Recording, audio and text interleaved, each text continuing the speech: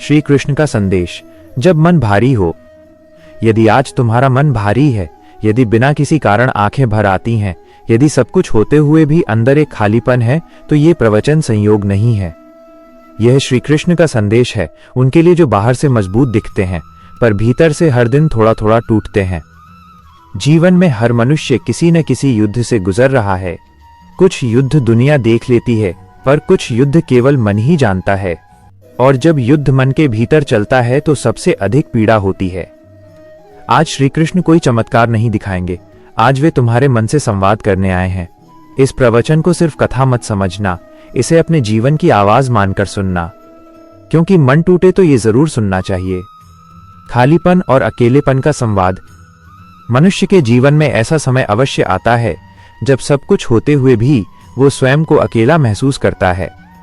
वो किसी से कुछ कह नहीं पाता, पर भीतर ही भीतर हर दिन टूटता रहता है। ऐसे ही एक समय एक युवक श्री कृष्ण के पास पहुंचा। उसकी आंखों में अनेक प्रश्न थे, पर होंठ मौन थे। वह बस श्री कृष्ण के चरणों में बैठ गया। श्री कृष्ण ने कुछ नहीं पूछा, कुछ कहा भी नहीं, केवल मौन बहुत देर तक। युवक बेचैन हो उठा। अंततः वह बोला, प्रभु मैं थक गया हूं। मैंने सब कुछ ठीक करने की कोशिश की, फिर भी जीवन बिखरता जा रहा है। क्या मैं गलत हूं? जलपात्र की सीख। श्री कृष्ण ने मुस्कुराकर पास रखे जलपात्र से एक गिलास भरा और बोले, इसे पकड़े रहो। युवक ने गिलास थाम लिया। कुछ क्षण बीते, फिर और क्षण। समय बढ़ता गया। युवक का हाथ कांपने लगा और जल भारी लगने लगा। श्री कृष्ण ने पूछा, अब क्या अनुभव हो रहा है? युवक बोला, प्रभु जल तो वही है, पर अब ये बोझ बन गया है।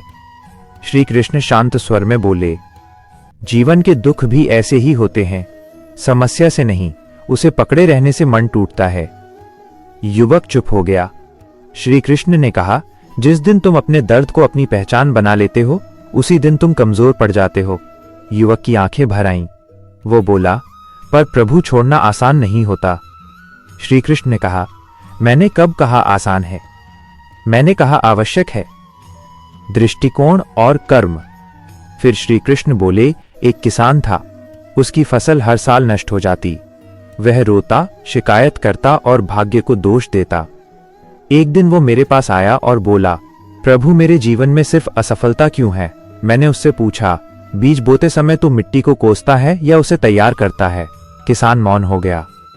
मैंने कहा, जो व्यक्ति हर परिस्थिति को दोष देता है वो कभी आगे नहीं बढ़ता, और जो हर परिस्थिति से सीख लेता है वही जीवन में शांत रहता है। श्री कृष्ण बोले, मनुष्य का सबसे बड़ा भ्रम यह है कि वो सोचता है दुख हमेशा रहेगा, पर सत्य यह है कि कोई भी अवस्था स्थायी नहीं होती।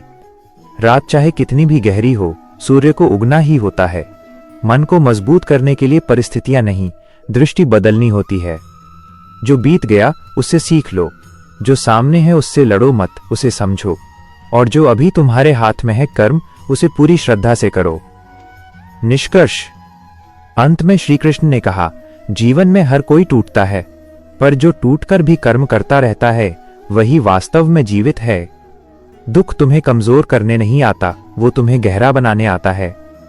यदि आज तुम ये प्रवचन अंत तक सुन पाए हो तो समझ लेना श्री कृष्ण ने तुम्हें अभी छोड़ा नहीं है।